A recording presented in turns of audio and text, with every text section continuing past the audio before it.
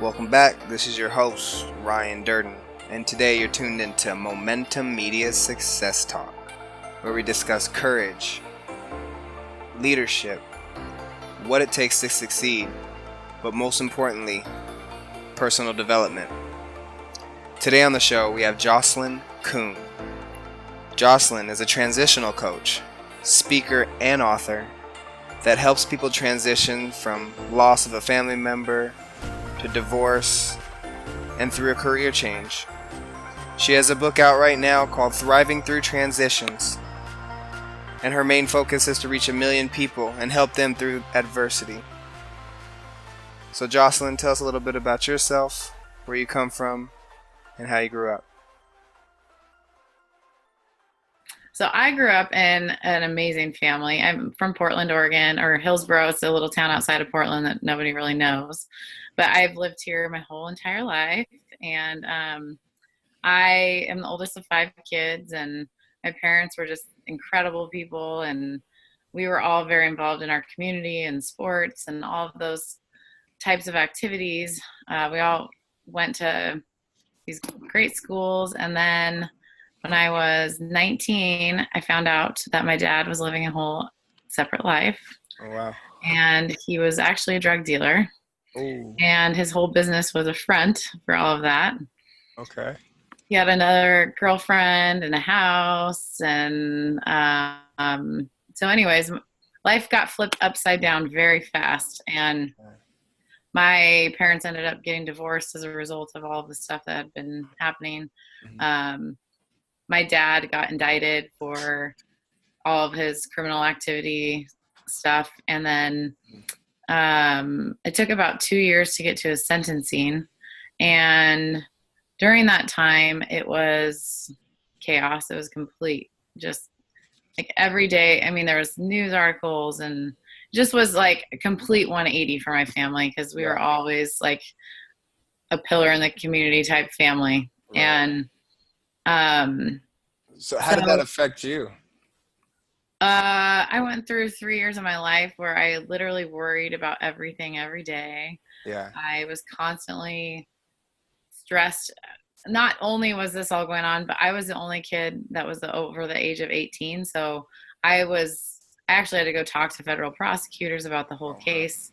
And there were some things that my dad actually used my social security number for. Mm-hmm. So it was like a really hard time. We did not get along well during that time at all.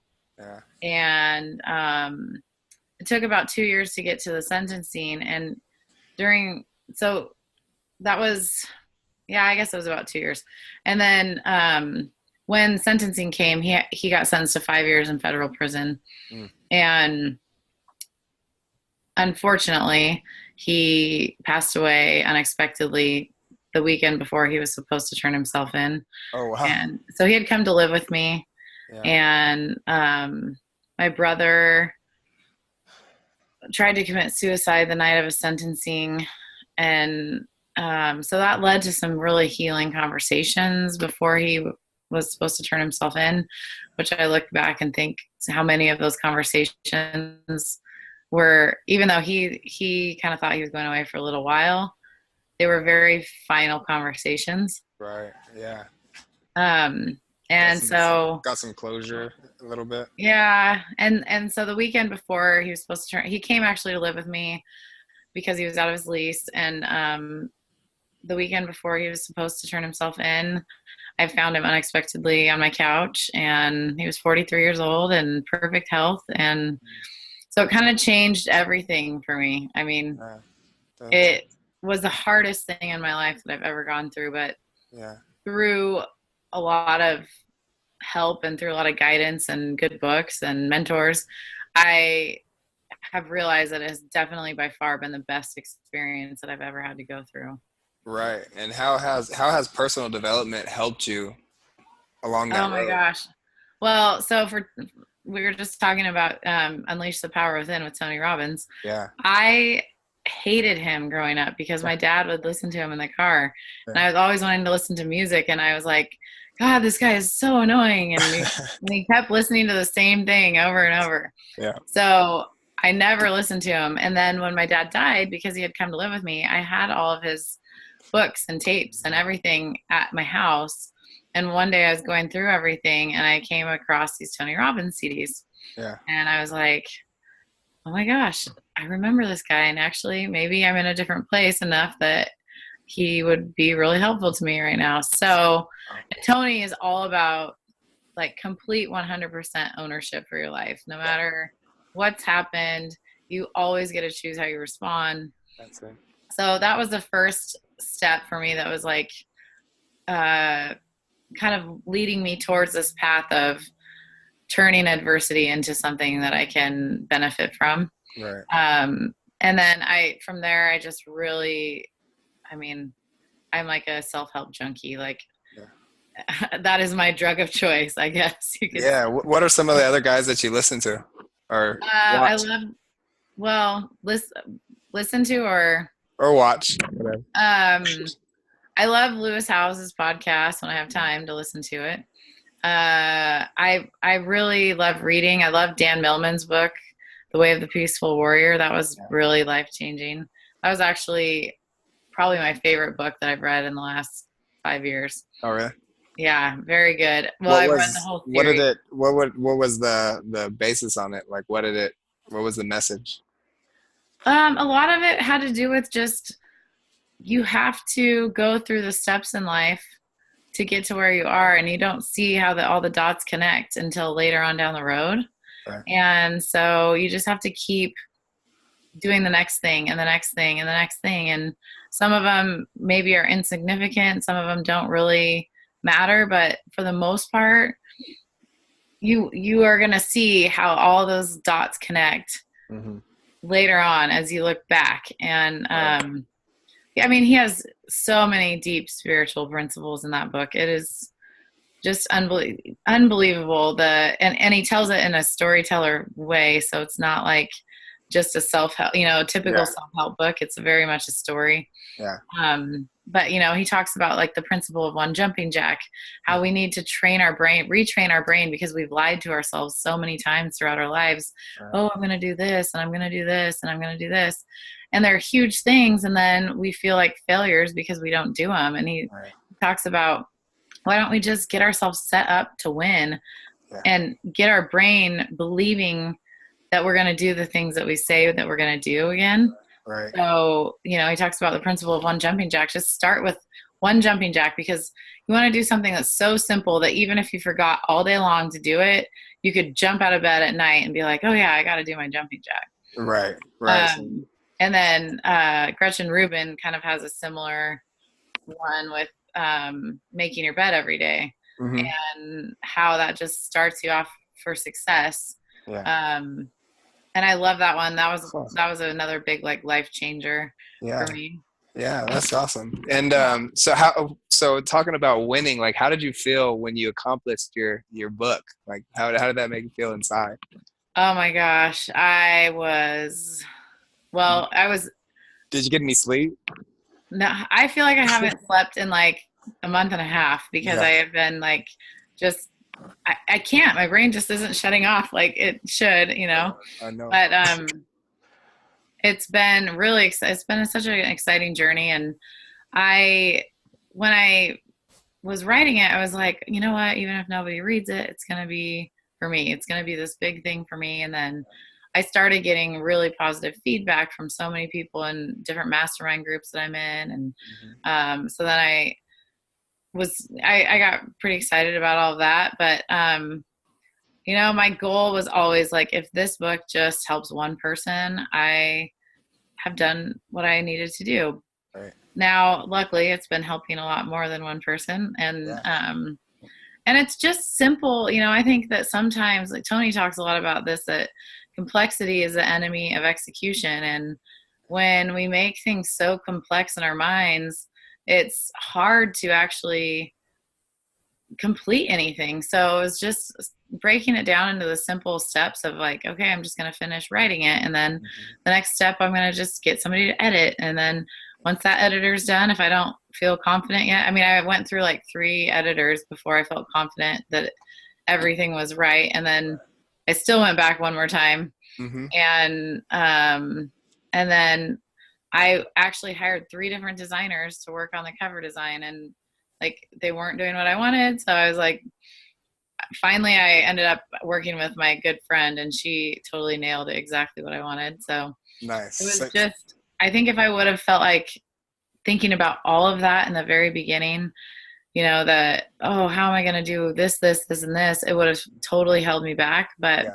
because I was able to just break it down into simple processes, it made it so much more attainable.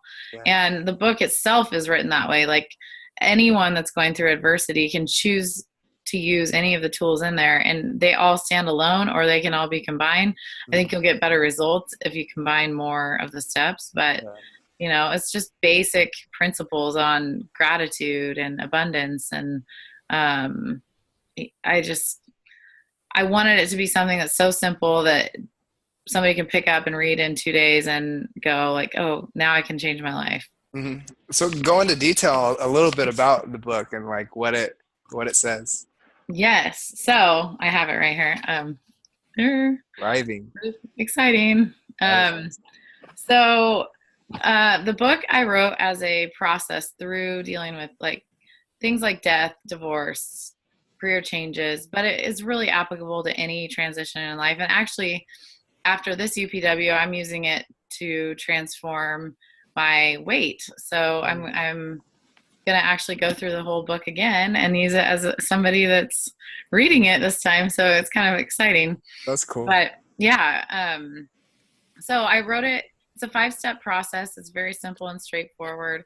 The first step is all about the grieving process. So taking the time to grieve properly. And I talk a lot about Elizabeth Kubler-Ross's 5 stages of grief in there and why each one is so important. But then a lot of people stop with that, like, oh, process the grief and then accept. And what I think is missing is the next step is reframing your story. So finding the seeds of good. And I talk a lot about the hero's journey and Joseph Campbell's work and how really there's no hero to any story without going through adversity and hardship. And so we can look at our hardships as pain and as suffering, or we can look at them and choose, wow, I have an opportunity that not many other people have to do something powerful with my life that could help people. Yeah. Yeah. And it's not what happens to us, it's how we handle that. Yeah, totally. For sure. Totally. And I mean, if you look at all of the greatest leaders, they've all gone through such trials and adversity and pain and suffering. And that's what has made them. That's what shaped them. That's what makes their heart so open and giving. And so, you can either choose to have everything shut you down, or you can choose to have it open you up to a whole new level of fulfillment. Yeah. But you have to get to the place where you want to see that possibly there's something you could benefit from. Right. So first step is the grieving process. Yep. And then you said the second step is what? Is reframing the experience. And what's the third? The third step is getting centered in the present. So this is something that is so hard for people, anyone. I mean, it doesn't even, not even for people going through transition, but we tend to focus either on our past or our future. And, for achievers and stuff, we like to focus a lot on the future. And for people who life is always happening to them, they really like to focus on the past and why they're not where they're at right now. That's their excuse, oh, this happened and this happened and this happened. Right. And until we learn to get centered in the present, we are going to continue to experience the pain from either one of those. Right. Because we have no control over the future. We have no control over the past, but we have control over what we're doing in this moment. So I talk about strategies like meditation. There's just simple breathing exercises that people can do, getting out and going for a walk in nature, getting a really strong gratitude practice that you're practicing every day. I think that that's the number one way to transform anyone's life. Yeah. Sure. Gratitude is the key to everything. I mean, it unlocks every blessing. It's the key to abundance. And so basically the third step is all about all of the ways that we can get centered in the present. And then I also have some free resources on my website that I point people to there. And there's actually some guides in there. So Mm-hmm. there's different types of breathing that you can do for different things. Like if you're experiencing anxiety, you can do a certain breath sequence Mm-hmm. that will help calm your anxiety. Or if you need more energy, there's a different breath sequence. Yeah, yeah. So the fourth step is all about creating a new and exciting vision for the future. Okay.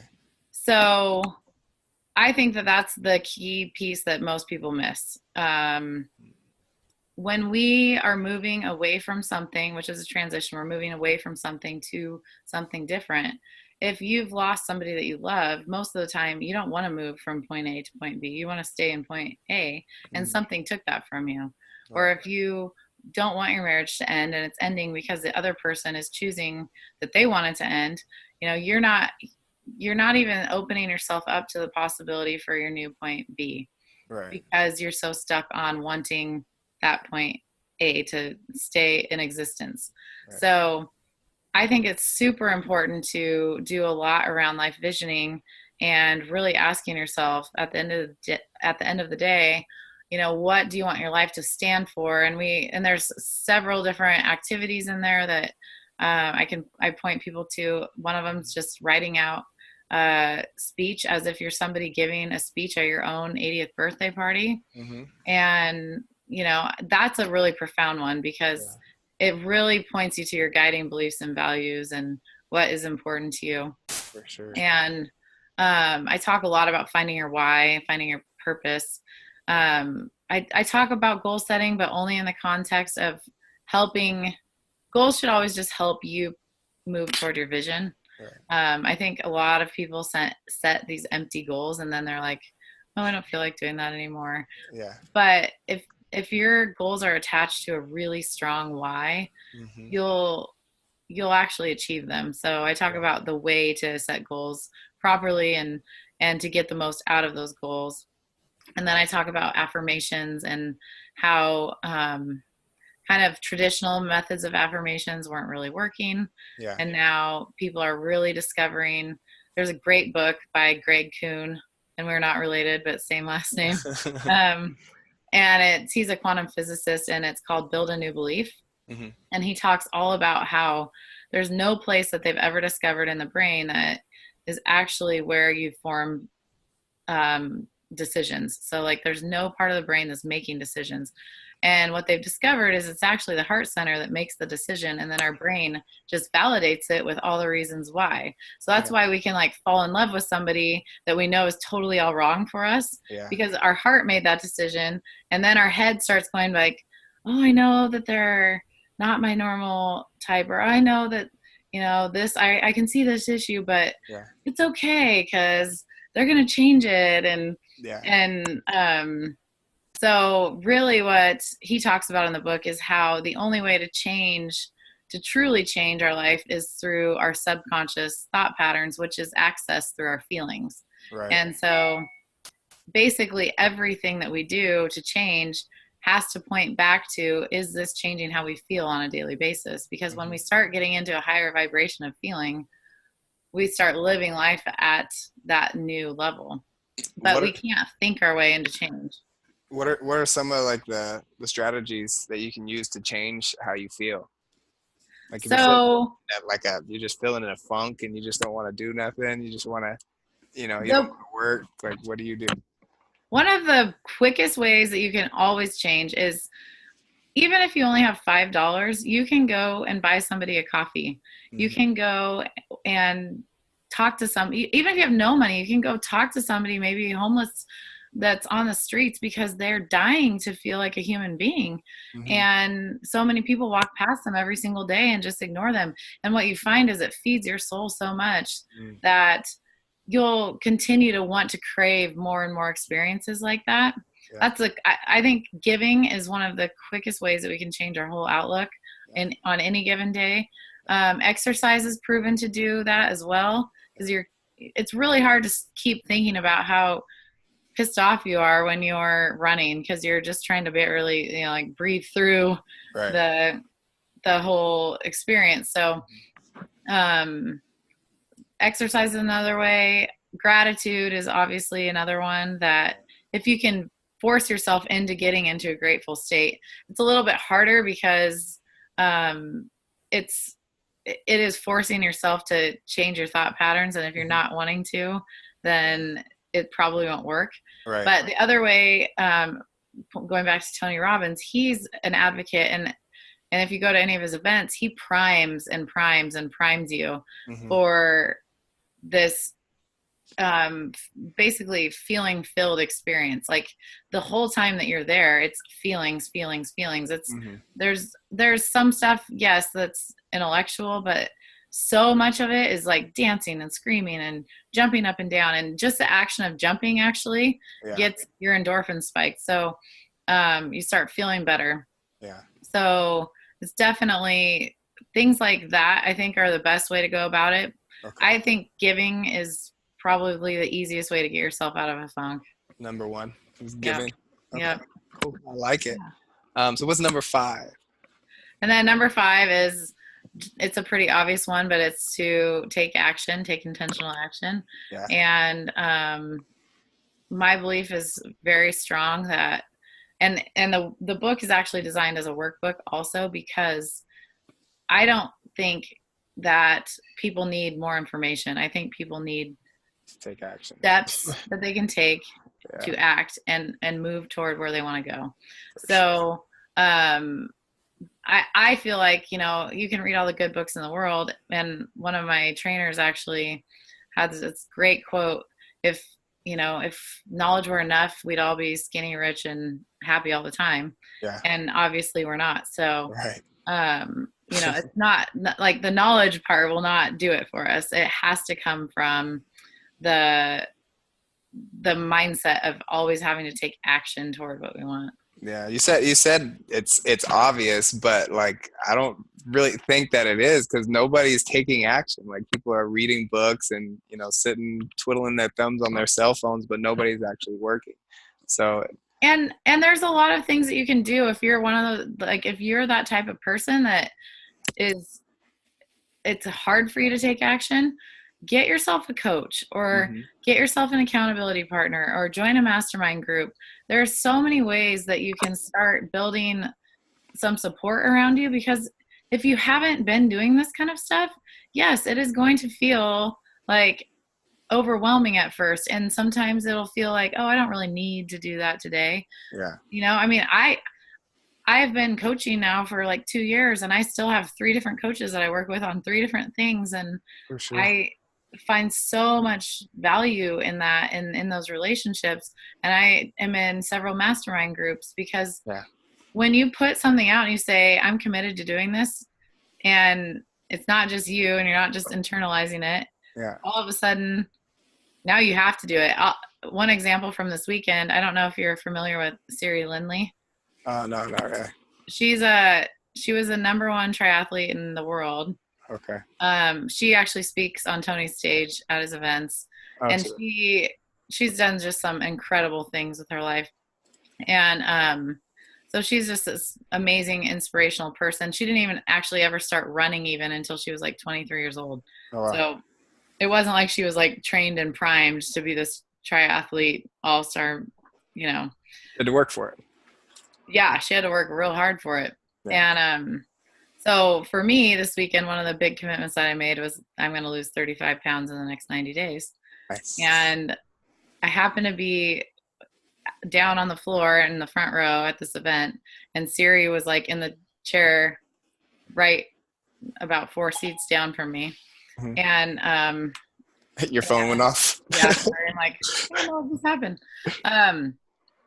And I never am the type that like goes up and really talks to people or asks for their attention or whatever. But I was like, you know what? If I tell her I'm going to lose 35 pounds, I'm going to lose 35 pounds, because so we ended up having this amazing, beautiful conversation, and she was super excited about my book and all of that. But she was like, you're going to email me when you get home about your goal, and then you're going to email me as soon as you get that done, and you're going to rock it. And like, that was leverage. That was some major leverage. And I'm like, Yeah. okay, now I have to. Yeah. And She's holding you accountable now. yeah, Yeah, you can't let her down. Can't let yeah, yourself down first, but yeah, seriously. But sometimes for most people, it's easier to let ourselves down than it is to let other people down. that's So, true. you know, That's if you can give yourself leverage, Tony talks all about that. Like you need leverage to change. And if you give yourself enough leverage, you'll make it happen. Yeah. There's a lot of controversy with Tony Robbins. Like a lot of people are like slamming him of being like bringing people down. Like, did you get that vibe at all when you were there? No, No, not at all. no. Yeah. I am sickened actually by some of the, well, a lot of it has been around the Me Too movement. Hmm. So he got slammed pretty hard in the media for that. Yeah. And I was at the event, the first event when it happened, Hmm. this whole conversation. And to me, it was somebody wanting to push their agenda on a program that was not even designed for that. And I don't know. I have the utmost respect for him. I think Yeah. that what he's doing in the world is amazing. I think he's transforming people's lives, Yeah. and he has such a pure and genuine heart. And I just I just don't think you can fake it that long. Like, Yeah. I just I don't believe that. I believe that his intention is the best for every single person, Hmm. and you can just feel it when you're there. I Yeah. mean, Did you I guys don't do know. like the walking on coals thing? I got fire You did walker. walking on fire? Yeah. You Oh did. yeah, You did that? second time. It was awesome. Yeah. Did it Yeah. hurt? No, no. I had one like tiny little blister Yeah. afterwards this time, but it was because I went all the way across, and then when I got onto the grass, I was like took myself out of state a little bit too soon, Hmm. and um I think there was just like a little piece of coal still stuck to my foot. Oh They yeah. like hose you down and everything. I mean, it was totally fine. It was not even a big deal at all. Yeah. Yeah, no, it was amazing. It's That's a really transformative experience. what was the difference between the two? Like you went to the Yeah, one San years Jose. ago. Yeah. Okay, so when I was at San Jose, I came home and I put on my vision board, I want to become a platinum partner with Tony Robbins. Mm, nice. And that was my intent. And I actually created a whole visual guide to it. Vision boards is another thing that I talk a lot about in my book. So I came home and I put that on my vision board.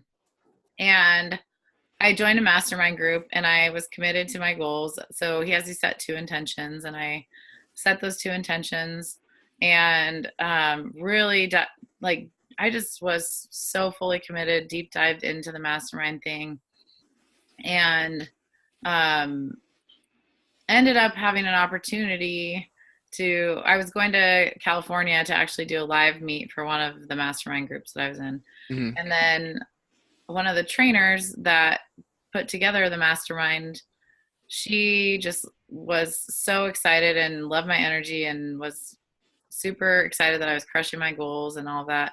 So she had gotten invited as a guest of a platinum partner for the Chicago UPW. Hmm. And she's a TV host and stuff. Um, so when she got invited, she also then about a week later got invited by Tony Robbins' team Yeah. to be one of his guests. Hmm. So her friend who had invited her originally had an extra ticket. And because I had been like kicking ass in the whole mastermind group, Yeah. she was like, I think that you would be like the perfect person to bring. And so I ended up getting to go as a platinum partners guest to this To Tony this one. Robbins event. That's Yeah. And awesome. which is like a ticket you can't even buy. Yeah. So did you And get to like do like the meet and greet and like we get to? didn't do that, but I mean, we were front row every day but one day. Okay. We were just so immersed in it. And it, this experience was just life changing. I went with the two other girls, and we became so close and Yeah. such good friends. And we met so many amazing people there that are just living life at a whole higher level. That's so inspiring. And yeah, I mean, So they it were was. both amazing, but because I know the power from the first one, it Mhm. was like when I made those commitments, it's like, it's done. I have no doubt in my mind I'll have 35 pounds off in 90 days. I have no doubt in my mind that I'm going to raise my income to what I want to raise it to. So it's just kind of, I mean, it's such a powerful thing. And you see people that are like there for their 16th time, and you're like, really, 16 times? But Yeah. when you go, you're like, oh, yeah, I totally understand. You get something different out of it every single time. Right. So Huh. That's cool. powerful. That is. Yeah. That is. Yeah. I need to go to one. I haven't been to a Tony Robbins one yet, so I need to go Yes, you have to go. There's one in New Jersey, I think, in a couple months. in Jersey. Yeah. We've got to come to the West Coast. He was. We got to He'll come do it. back. I think he does San Jose or LA again in the spring. Does he? I'm in Phoenix, so I think he Oh, does come nice. to Phoenix a lot, actually. Nice. I'm going to be in Scottsdale next month Nice. for Jack Canfield's training. Okay. Yeah. Yeah. That's Yeah. cool. Yeah. I might see you there. Yeah. Cool. Awesome. So let's see. So what is your main focus? Like what is your overall like where do you want people to know about you and what's your message? My focus, my main objective is I want to touch a million people's lives who are going through adversity, and I want to help them transform that into something that they can use that's positive in their life. Mhm. So that's my pretty much my driving value, is that I really want to help people in the space of adversity.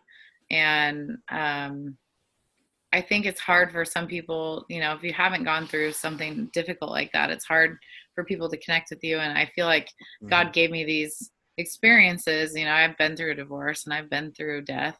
I've changed careers. Mhm. And so I've been given these experiences so I can help other people through them Yeah, and inspire them to change their own life. So for sure. that's Yeah. my major goal in life. That's cool. And what is your definition of success? My definition, I feel like I'm just channeling Tony on everything right now because I just got back. I'm good. I'm glad. When My Angela told me, definition of success would probably be the same as his: to live life on your own terms. So mm, do what you want, when you want, with who you want. mhm, And I think that there is just no one size fits all approach to life. And people living their authentic self is the most beautiful thing in the world. yeah, And yeah, just you do you, and I do me, and everyone else does them, and the world's gonna be this beautiful place. that's awesome. Where can everybody find you on social So media? my website is just jocelyncocoon.com, and then the book is on Amazon. So Thriving Through Transitions, you can type that in, or my name, Can you it'll come up with either one. can you spell your name What? for us? Yes, I will. It's Jocelyn, and then my last name is Kuhn. Cool. Awesome. And so yeah, so 30 pounds in 90 days. That's your goal. 35 35. My bad. 35 in 90 happening. days. And you're a weekend. 2 day. My flight got back at 4 in the morning last night. So, A day. uh, A couple the, hours. yeah. So I slept a few hours, and then so 2 days in. 2 days in. Okay. Yeah. So Yeah. I'll try to hold you accountable for that goal. Good. Yes. Do. I'll check in on you, like in like 30 days, see what's up, see if you're Good. making progress, and 90 days, we'll see where you're at. Good. Awesome. Cool. I'm, So, I'm glad. cool. So, is there anything else that you want to leave the listeners, or just one last thing? I would just say, if you are somebody that's experiencing, a more challenging time in your life, just remember that you do have the power to choose how you're going to respond to things. And um, that's the one thing that I love about Tony, is that he always talks about how we always get to choose how we respond to the events in our life. And unfortunately, we don't get to choose the events that are going to happen, but we always get to choose our response. And if we choose a different response than we've ever chosen, we're going to get a different result. That's the equation, is the response and the event itself equals your outcome. And if you change one of those, and you can't always change what happens, but you can change exactly how you see it and how you view it in your life. So Perspective. yeah. And then just that I would just say to anyone out there that my passion is helping people in these kinds of scenarios. So just know that there's somebody out there that understands it, Yeah. that loves people through this kind of stuff, and that really, I mean, my goal with this whole book was just, it was a lonely time for me, and I know how lonely it can be for people. Mm-hmm. So if there's anything that I can do to serve or be of value to anyone, I just want to do it. That's my goal in life. So reach out to Jocelyn if you guys are in need of becoming the best person you can be. Yes. For sure. For You'll sure. have a friend in me. Yeah, there you go. That's a good quote. Yeah. Disney. All right, Jocelyn. Well, it's been an honor and it's been a pleasure. And Thanks for having me. I'll add you on all the social media and everything like that, and we'll keep in contact. Awesome. Thank you. All right, Jocelyn. It was good talking to you. Day. It was great to talk to you. You too. Have the best day ever. You too. All right, bye.